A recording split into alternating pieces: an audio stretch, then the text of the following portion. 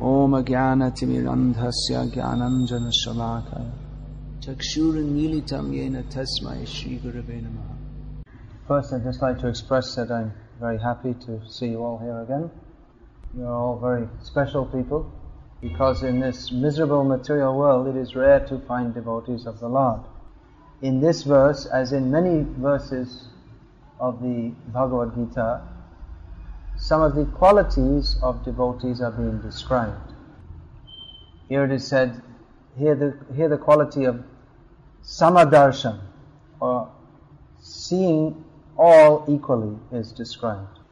And different grades of living beings are described.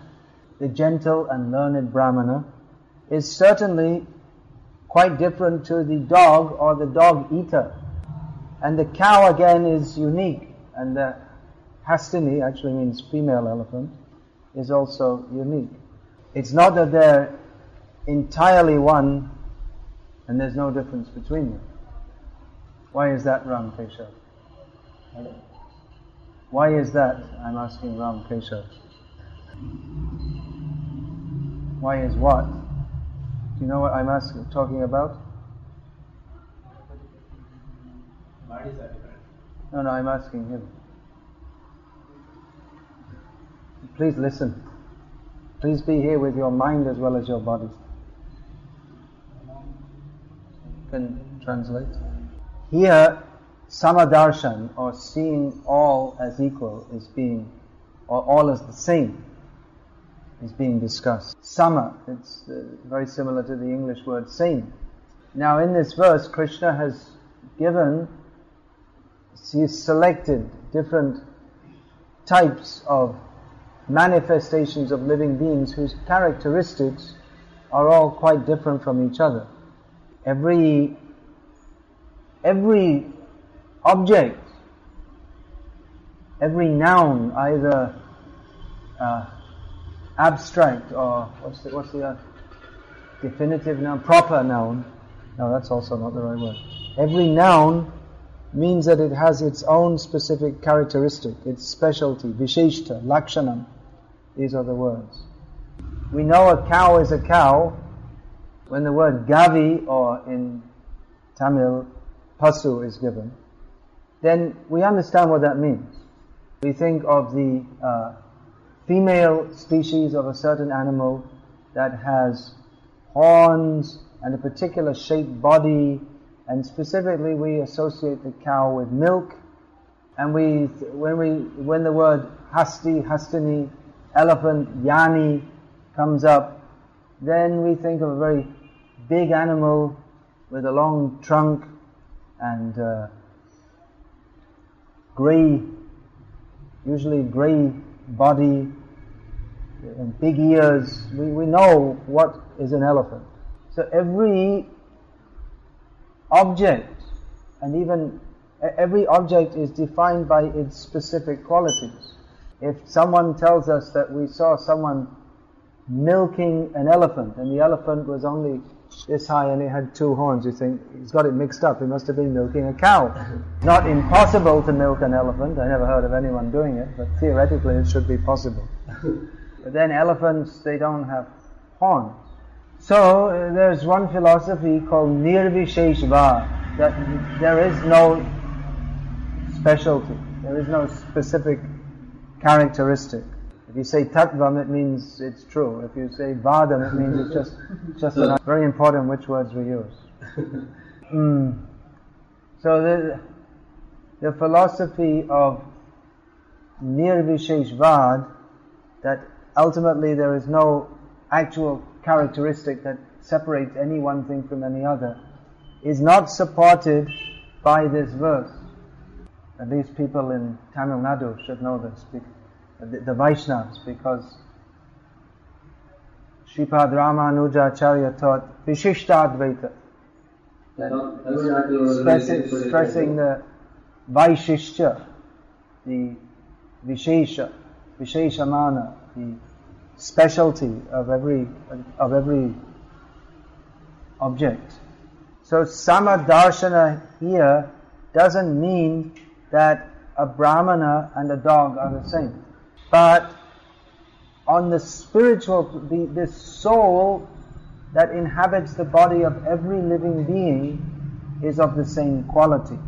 But that according to the present prarabdha karma of individual living souls, one is in the body of a brahmana, having the characteristics and mentality of a brahmana.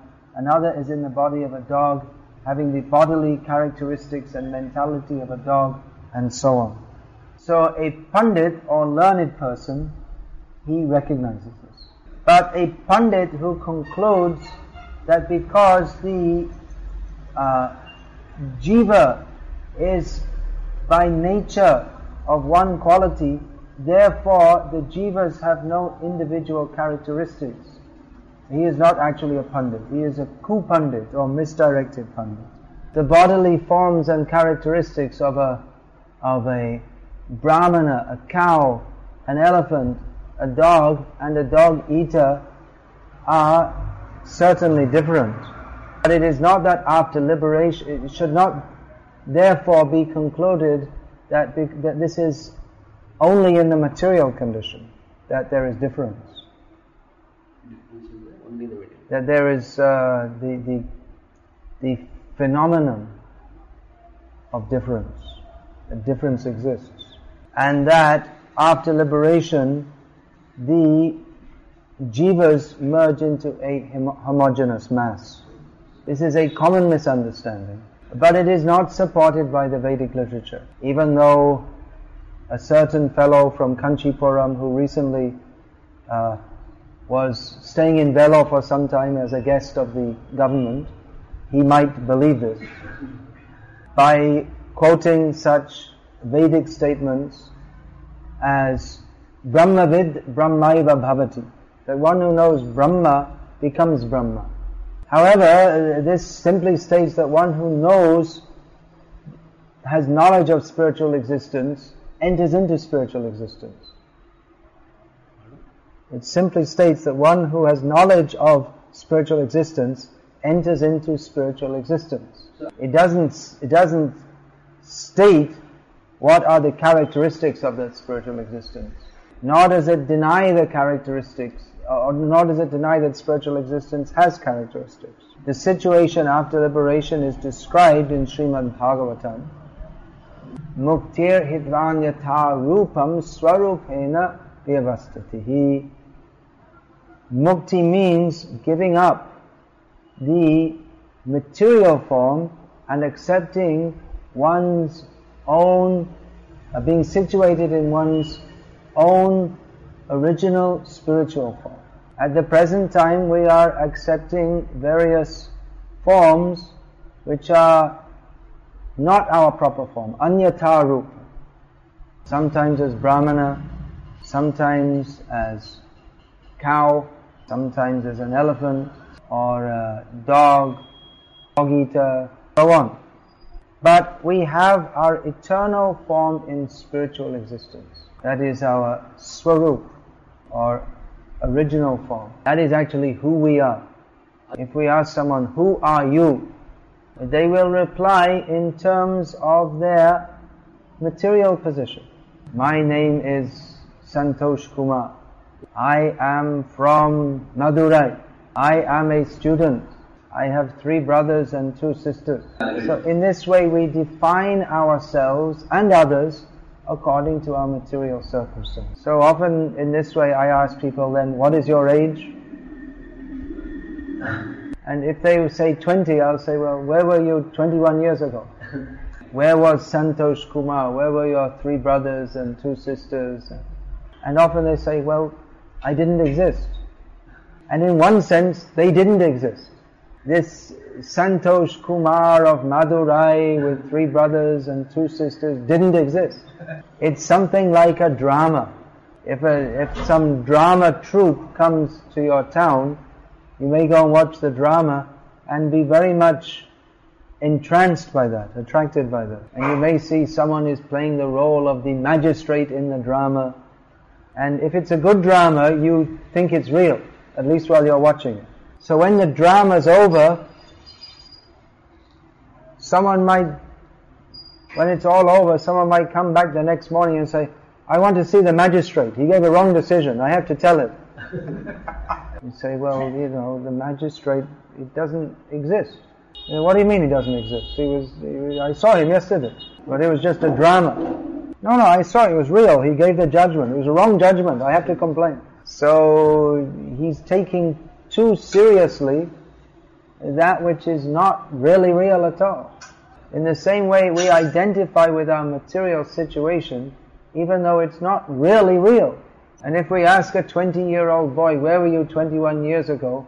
He so much identifies with his material situation that he can't imagine that he existed before his present state of supposed existence existed. Sorry if this is a little complex to say, but I've been reading Bhaktisiddhanta Saraswati's works, and it tends to make your thinking processes more complex. Prabhupada would say it in a much simpler way. Maybe about a year ago at our ISKCON Baroda Center, I was at our ISKCON Baroda Center for some days, and we have a big Maidan in the back.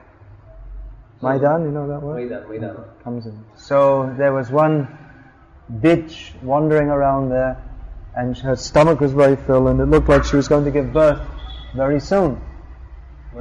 Bitch, kutti, female dog. It was sick. No, her stomach was full, pregnant. And one morning, I saw that she was lying down, exhausted, and her stomach was empty. So I understood she'd just given birth. So I thought, let me have a look at the puppies. I was thinking how to get them taken away before they all grow into big dogs and start barking all the time. So I saw them just behind one tree. There were about 7 of them. And when they saw me, 2 of them just started barking. Just born. But immediately, dog characteristic is there. He never thought, well, in my previous life, I might have been a human being, and maybe I can ask something about Krishna from this person. But immediately, I'm under this tree, this is my tree, and a little tiny, what is that in Bhagavad-gita? Shrotam chakshus, sparshan cha rastam ghanam eva cha adhishtanam manas chaiva, vishana, Vishayanupasevate. Yes, we get, according to all the senses are grouped around the mind. And according to the kind of mind we get, we imply our senses accordingly. And thus we consider ourselves dog, cat, tree, brahmana, man, woman, and so on. But the real Pandit sees that every living being is part and parcel of Krishna, and acts with every living being in such a way that they may become Krishna conscious. The best Pandit cultivates samadarshan, seeing all living beings as equal, not simply by reading books. We would think that Pandit means someone who's always reading books. But the best Pandit doesn't only read books, but he tries to have others read books about Krishna also. What is that in Bhagavatam? We hear and make others hear also. What is that verse? You remember that from 12th canto? I'm not remembering just now. That he's interested that others also take up this knowledge of Krishna consciousness. Of course, it's very difficult to bring cows and elephants and dogs to Krishna consciousness. Human life is best for taking up Krishna consciousness, no doubt. Why is that? Why is the human life better than the cow life or the dog life or the elephant life for taking up Krishna consciousness? What do you think, Ram Keshav? You're becoming a Pandit, learning so many shlokas. What's your answer to this question? Why is the human life better than animal life? Why is it more advantageous for taking up Krishna consciousness? Well, the first thing is the human being has the facility to hear and understand transcendental knowledge. A human being can hear, whereas an animal cannot. Now, in some ways, the animals can hear better than the humans. In some ways, humans in the Western countries where people are very attached to their pet dogs, they have special dog whistles. They blow it, and humans can't hear it, but the dog can hear it because it's a very high pitch. And then the dog comes running to them, wagging their tail and licks them, and they become very happy. My dog has come. And it's said that whales, they can hear messages sent one whale to another whale across hundreds of miles of ocean water. Actually,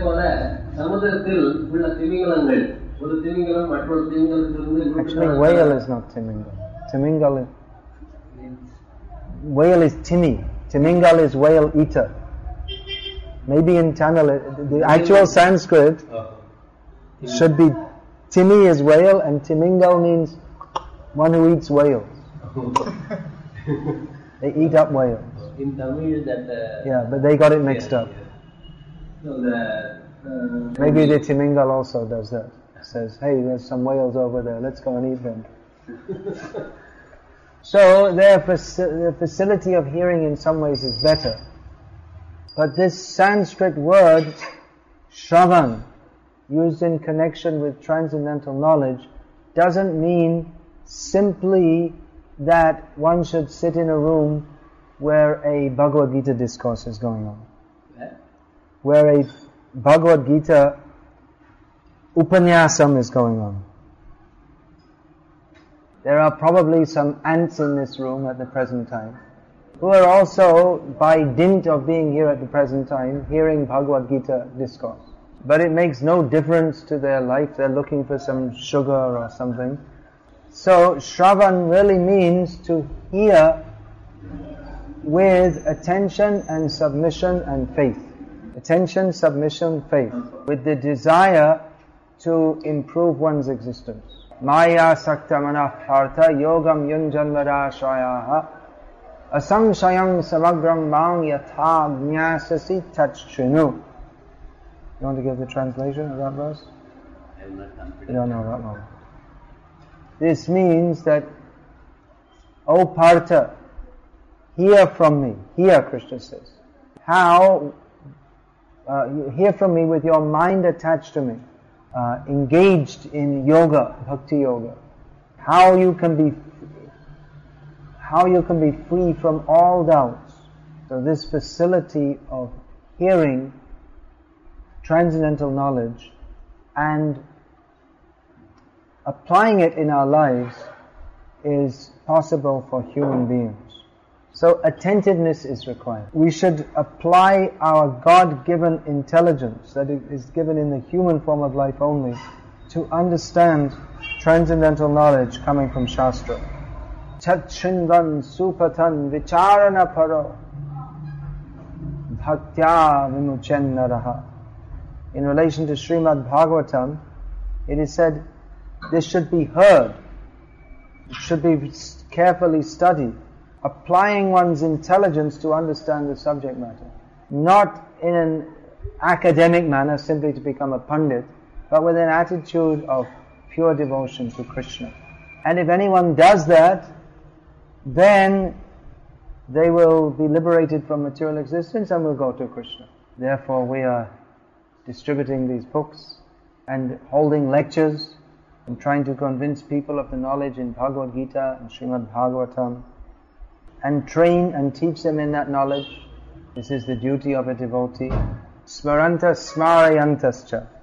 That he personally remembers the Lord and he tries to help others also remember Him, which is possible especially through the process of Shravan and Kirtan. There are many well-educated people in India, not only in India, throughout the world, and generally if someone is well-educated, they like other people to know. No. They like other people to know. They will give their visiting card. Santosh Kumar. Now he's a little older, he's become PhD. Another mundane designation. There's so many educated people, but they don't know what is these wonderful treasures of knowledge, transcendental knowledge. Wonderful books, Srimad Bhagavatam, Bhagavad-gita, Bhakti Rasamrita Sindhu, Sri Chaitanya Charitamrita, so on. So many So devotees, they become learned by studying all these books. Learning doesn't come only from study, but that is a gift from Krishna. Otherwise, if one doesn't have a proper attitude of devotion, he may be learned, but he'll mix up the philosophy in his mind and it'll all come out as nonsense. So if we're studying Shastra but we have some other desire than to serve Krishna by such study, then our philosophical understanding will not be one of pure devotion. Krishna will not reveal himself to us. Atashri Krishna nam adina bhavad grahyam indriyai sevon mukhe hijivado swayameva spurati ataha. Krishna cannot be understood by the mundane mind or intelligence or senses, but he reveals himself to one who is very eager to serve him. So we have to look into our hearts and see, what do we want? Do we want to serve Krishna, or we want Krishna to serve us? In material consciousness, we are always thinking how everything should be dovetailed in my service. And even people are religious, they go to worship demigods. But it's all a cheating process. Because they go to do puja, but puja actually means seva. But the real purpose of the worshipper is to have the demigod have the demigod serve them by giving them something for their own sense gratification. So if we approach Krishna with the same attitude, that is not bhakti, that is not seva, that is not sevonmukh, that is not with an attitude of service. We cannot actually have samadarshan or any good qualities unless we see things clearly as they are, beginning with understanding Krishna as the supreme personality of Godhead to be served by one and all. When we can just understand this point properly, then we can see everything clearly. Yomam eva samurho janati purushottamam sasarvavid bhajatimam savadhavanam. One who knows me, Krishna says, as the supreme personality of Godhead, he knows everything, and therefore he worships me wholeheartedly. What does it mean he knows everything? Does that mean that if we worship Krishna we can go on the TV quiz shows and win them all? They'll ask so many stupid questions that who was the first person to get a double century in a test match on Indian soil? The devotee doesn't know and doesn't care, doesn't want to know. But Krishna says, if you know me, you know everything. Know everything means that you know that this is all rubbish and that there is no use to know it. Means you know what needs to be known. That the cricketer standing on the cricket field and the worm in just under the soil, they're all meant to be serving Krishna. They're all in Maya in different ways. That the cricketer is thinking, I'm a famous cricketer, all of India is watching me, and the worm is thinking, I'm a worm. And devotee sees, these are all devotees of Krishna in Maya.